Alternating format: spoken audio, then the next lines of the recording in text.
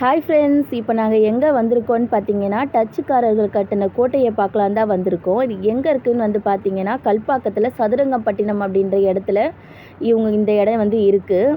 இந்த இடத்துல வந்து பார்த்தீங்கன்னா, நிறைய பாக்ஸாக இருக்குது. அது வந்து கல்வெட்டா இல்லை சமாதியா அப்படின்னு எனக்கு தெரியல. நீங்கள் வந்தீங்கன்னா பாருங்கள் என்னான்னுட்டு. அதேமாரி எனக்கும் கமெண்ட்டில் சொல்லுங்கள்.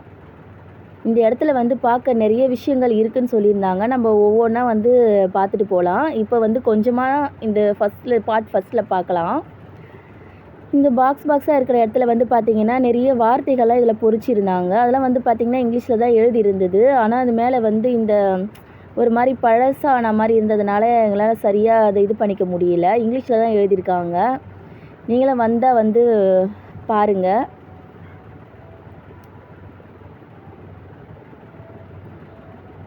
இந்த இடம் வந்து பார்த்திங்கன்னா நல்லா க்ளீனாக தான் வச்சுருக்காங்க. அசுத்தமாலாம் இல்லை, நல்லா க்ளீனாகவே இருக்குது. இது உள்ளே வந்து நேராக ஒரு டோர் மாதிரி தெரியுது பார்த்தீங்களா? அதுக்குள்ளே போனால் வந்து பார்த்திங்கன்னா, இது பாருங்க, கீழே கூட இடம் இல்லாமல் இந்த மாதிரி வச்சுருக்காங்க.